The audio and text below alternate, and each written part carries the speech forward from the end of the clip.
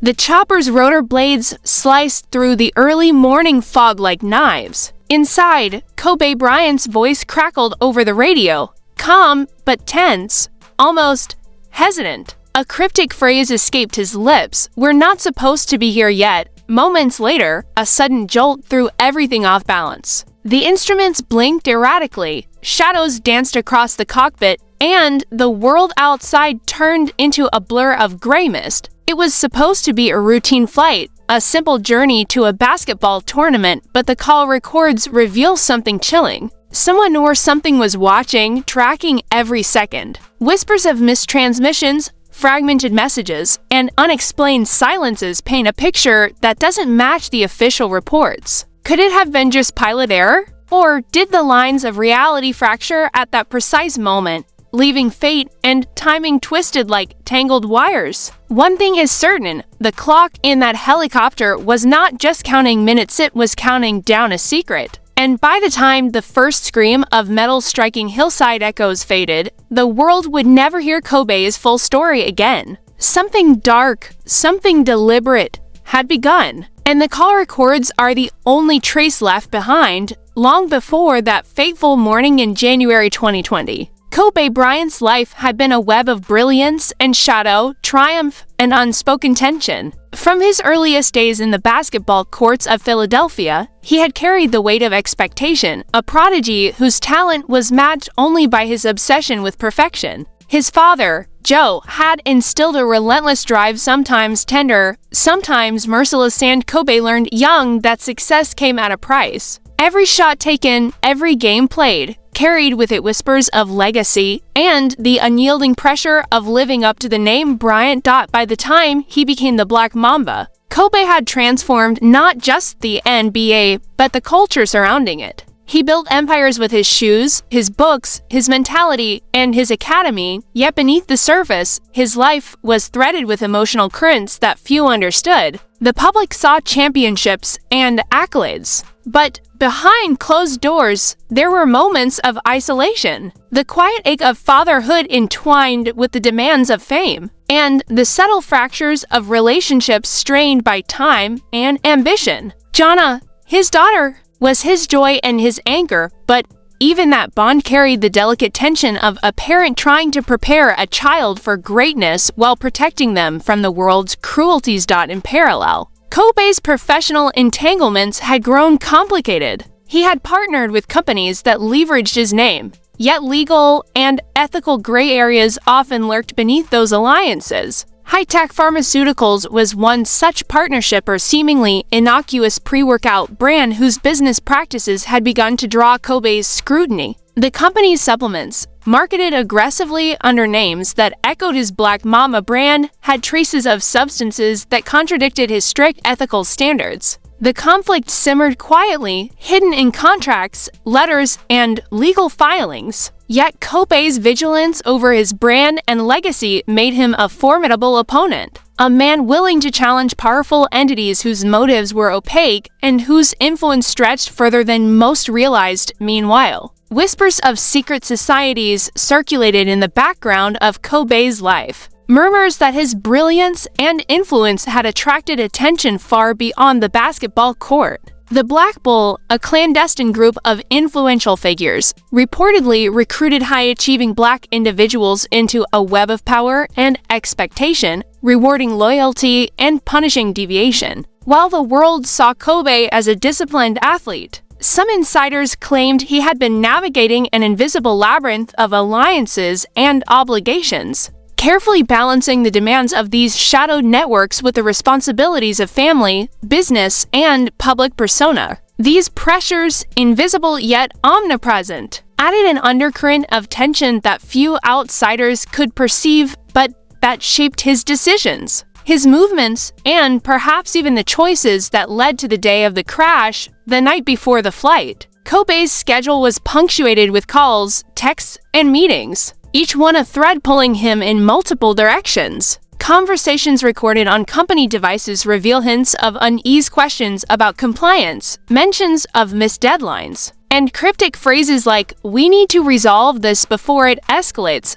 Friends and colleagues later described him as unusually pensive, almost preoccupied, and while he spoke warmly with Jana about the upcoming tournament, there was a flicker of something heavier in his gaze. It was the kind of burden familiar to those who have carried both public adulation and private responsibility. A knowledge that even a small misstep could ripple far beyond personal consequence. Kobe's emotional landscape was further complicated by his role as a father, mentor, and visionary. Jana's passion for basketball mirrored his own at her age, and he felt both pride and the sharp sting of fear and awareness that the world could be unforgiving to those who excel. He had cultivated a mindset of relentless preparation, yet he was also acutely conscious of mortality and fragility. In interviews and writings, he often reflected on the fleeting nature of life and the impermanence of legacy. And in the quiet moments before sleep, he revisited choices, missteps, and lost opportunities with a mixture of regret and determination.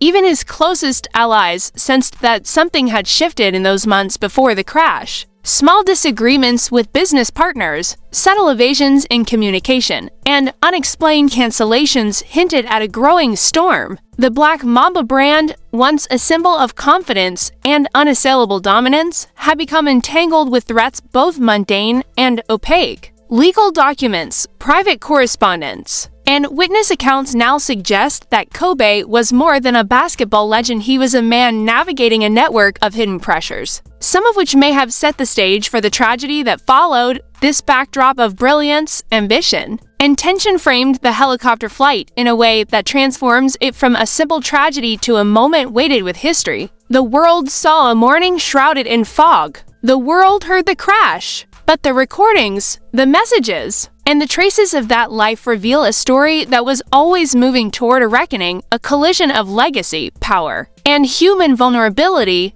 Every step, every decision, every call that Kobe made was this video of a tapestry woven with threads of triumph, danger, love, and consequence. By the time the helicopter lifted into the mist, the stage had already been set, though no one outside that craft could know the full depth of the forces in motion, the echoes of which continued to ripple through the records left behind. The morning of the flight began like any other, yet the helicopter's call records suggest an undercurrent of urgency that no public report would ever reveal. Kobe's voice, calm yet deliberate, echoed through the radio as he checked instruments and coordinates. But fragments of other conversations leaked between transmissions, short, clipped, nearly unintelligible phrases that hinted at tension beyond navigation.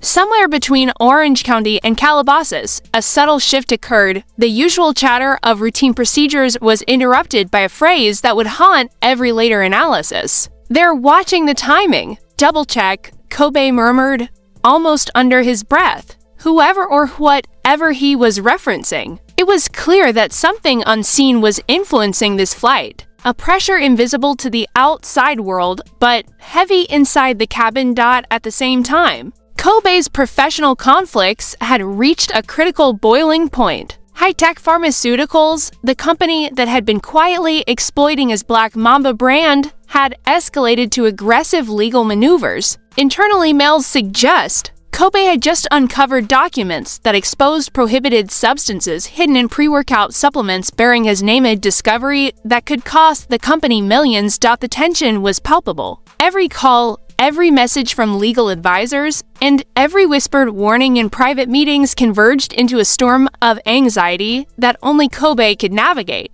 He was a man caught between protecting his family, defending his legacy, and facing corporate forces whose reach was wider than anyone could measure. Yet the true shock came when fragments of the helicopter's communications hinted at a second layer of danger entirely. Call logs recorded a brief but sharp interruption static, followed by what sounded like a second voice, distorted, almost unreal. Analysts who later examined the recordings noted that it did not match the pilot, co-pilot, or any standard frequency interference. For 2 fleeting seconds, a voice, urgent, almost pleading, echoed, "Timing off. Adjust, or it's too late."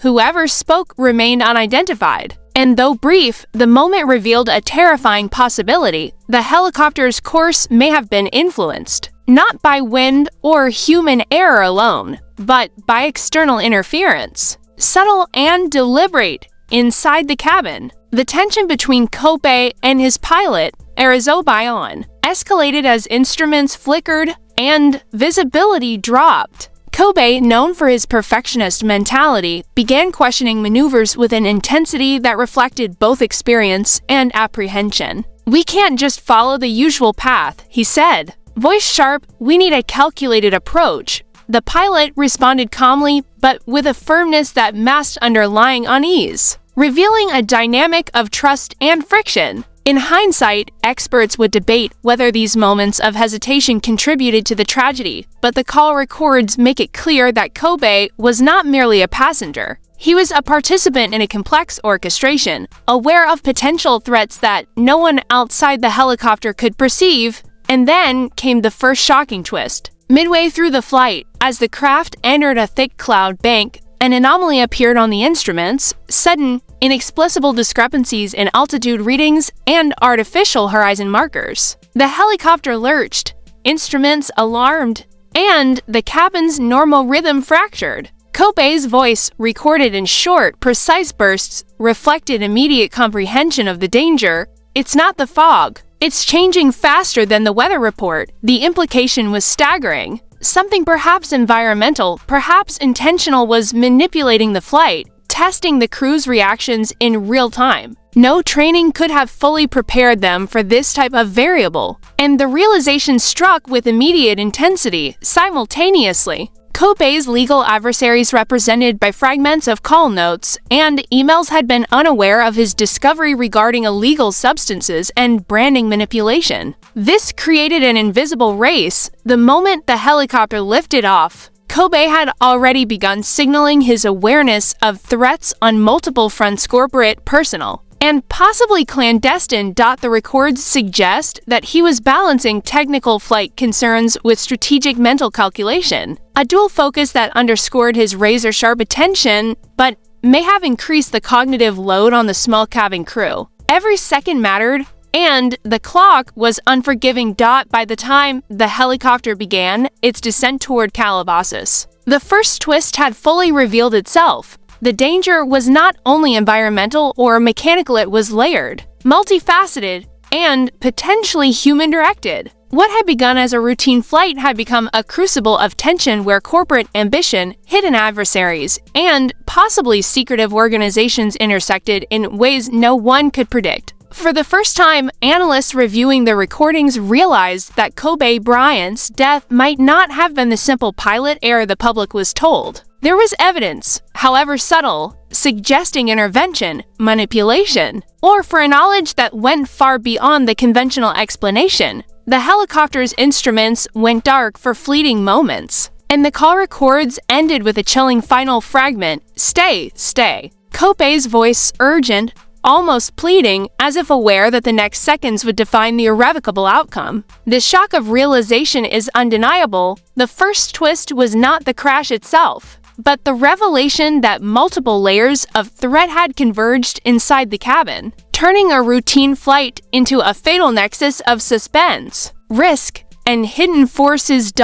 And in that instant, the mystery deepened. Who or what had been whispering in the background of those calls? Was it a corporate hand, a clandestine network, or a cosmic misalignment that no one could control? The first twist left one undeniable truth. Nothing in Kobe Bryant's world had been simple, and the helicopter was now more than a vehicle. It was a stage for a drama that was only beginning to unfold. As the helicopter climbed higher into the fog-shrouded sky, the tension inside the cabin thickened like the mist outside. Every flicker of the instruments, every echo of the rotors against the clouds seemed to carry an unspoken message. Something unseen was closing in. Call logs reveal that Kobe's voice, once precise and commanding, began to carry an undertone of urgency, a subtle warning woven between routine check-ins. "They're tracking us differently now. Adjustments needed," he said, almost imperceptibly. Whoever they were, the helicopter was no longer just a vehicle, it had become a vessel caught in a web of converging pressures.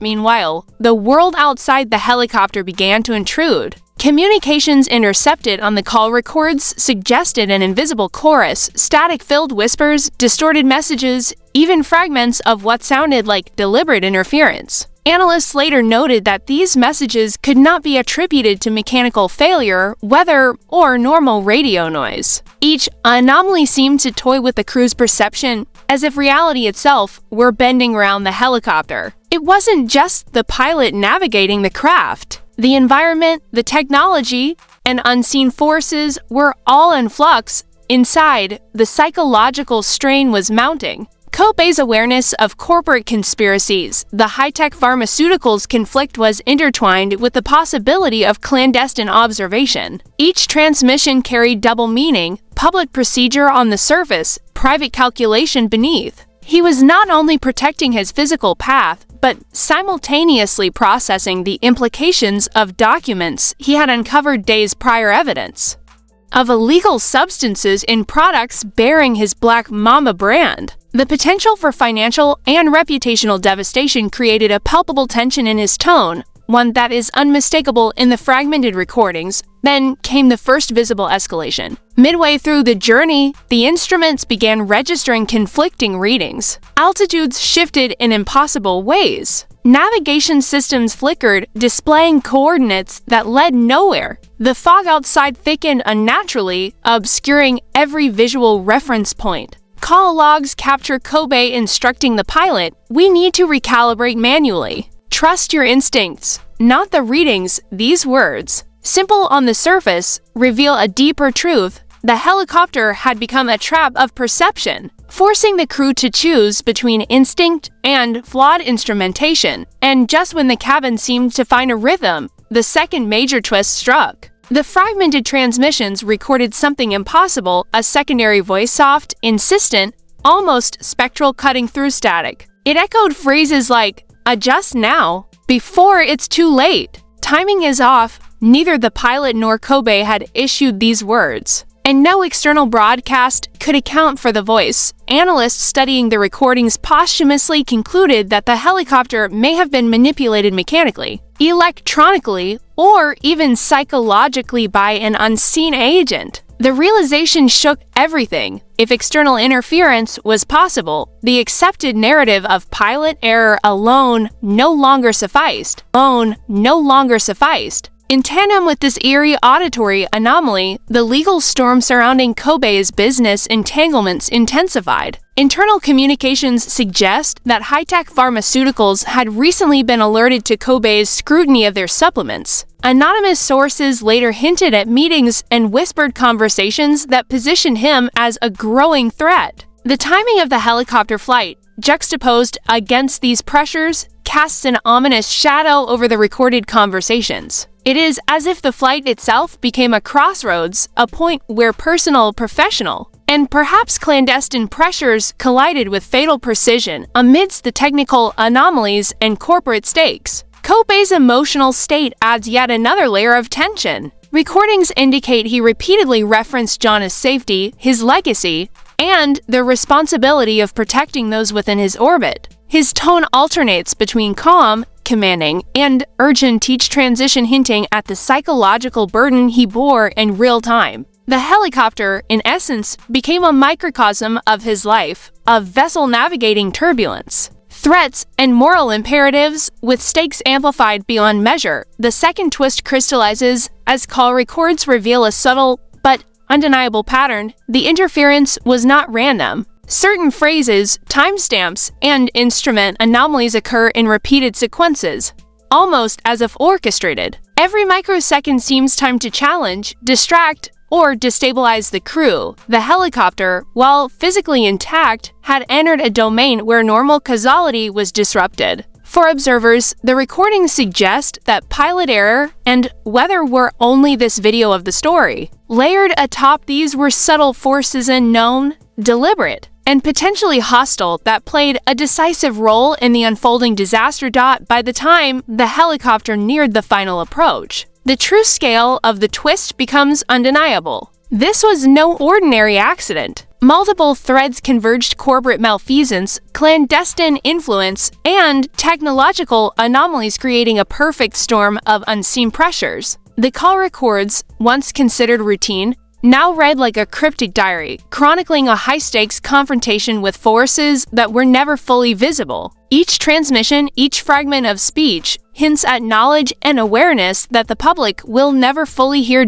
And as the last recordings captured fragmented words and urgent commands, one chilling truth emerged. The helicopter was a stage for a drama far larger than anyone realized. The second major twist was not simply that the crash occurred, but that the recordings themselves reveal a hidden dimension, a deliberate, orchestrated tension that turns every known fact upside down. The events inside those blades of spinning metal were far more complex than pilot error. They were a collision of visible and invisible forces, personal and professional stakes, timing, and interference. And this revelation leaves one haunting question unanswered: who or what was truly manipulating the trajectory of fate that day? The news of the helicopter crash spread like wildfire, igniting a storm of grief, speculation, and disbelief. Across Los Angeles, basketball courts emptied, schools fell silent, and social media erupted with tributes, tears, and outrage. Yet beneath the public mourning, the fallout was far more complex than the world realized.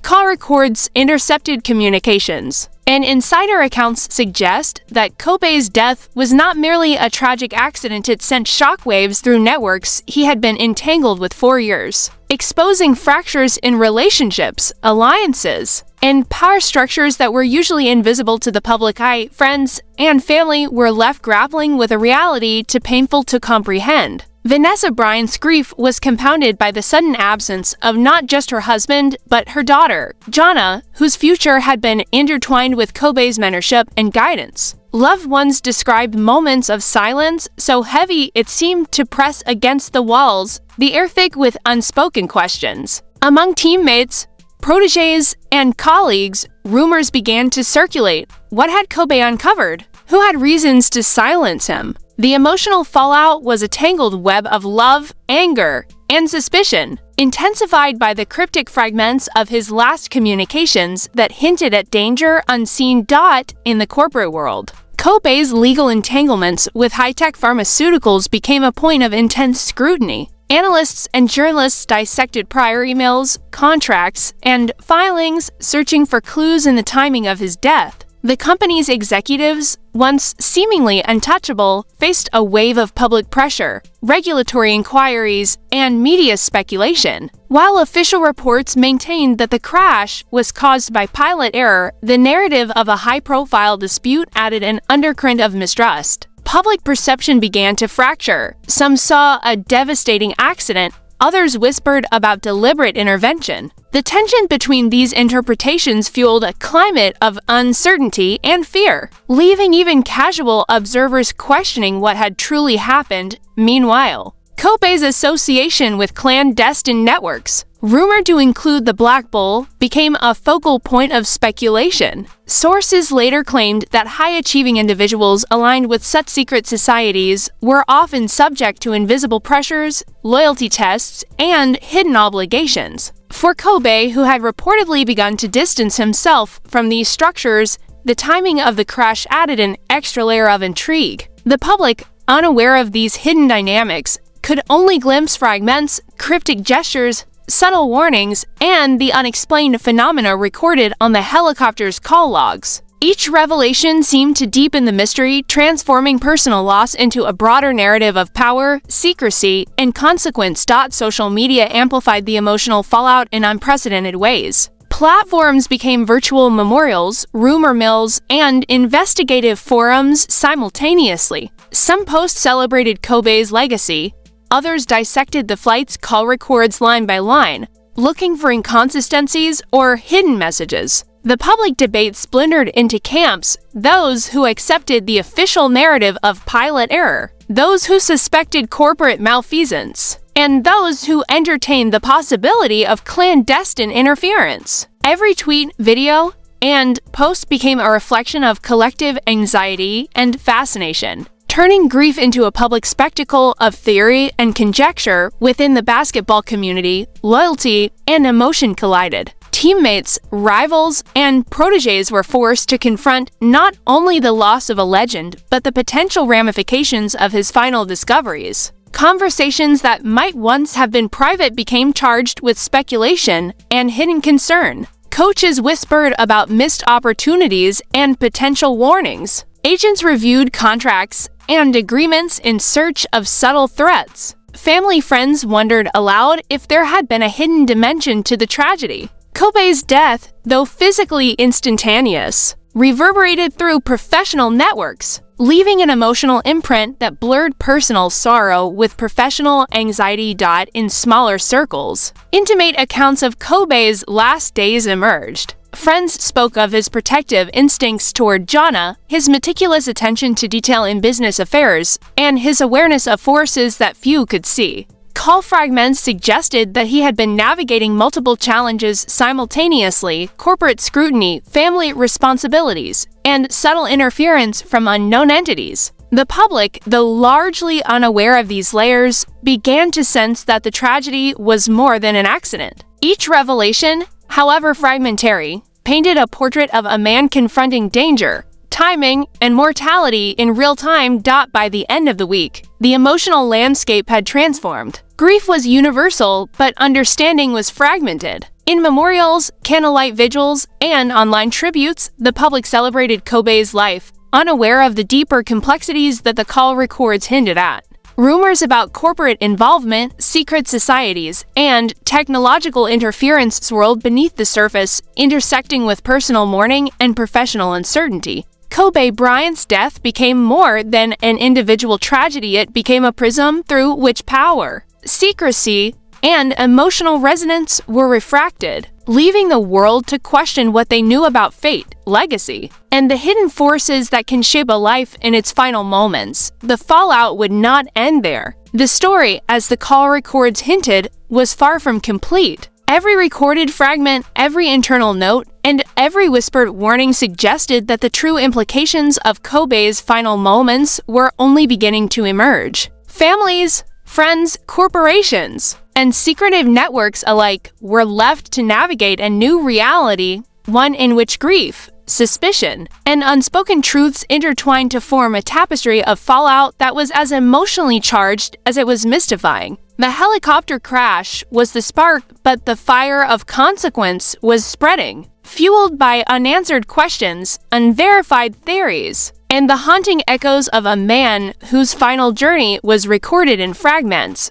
forever leaving the world on edge. Forever leaving the world on edge. As investigators pieced together the final fragments of call recordings, a chilling realization emerged. The crash was not just a mechanical failure or a consequence of human error. It was this video of a chain of events far more intricate than anyone had imagined. Amid the static and clipped transmissions, a final anomaly appeared. A voice, distorted but unmistakably human, whispered with eerie precision, "The timing is wrong. You're too close." The identity remained unknown, but the implication was staggering. Someone or something had been monitoring the flight in real time, manipulating circumstances to ensure an outcome no ordinary accident could produce. At the same time, internal legal documents leaked to analysts revealed that high-tech pharmaceuticals had been aware of Kobe's discoveries regarding illegal substances in their products. These documents suggest that a shadow campaign had been underway. Corporate maneuvers, pressure points, and subtle threats designed to neutralize a rising threat. While official channels dismissed any suggestion of interference, the juxtaposition of legal records with flight anomalies painted a picture of calculated danger. The public, meanwhile, remained largely unaware that Kobe's final moments might have been influenced by forces beyond ordinary comprehension. Then came the revelation that would change everything.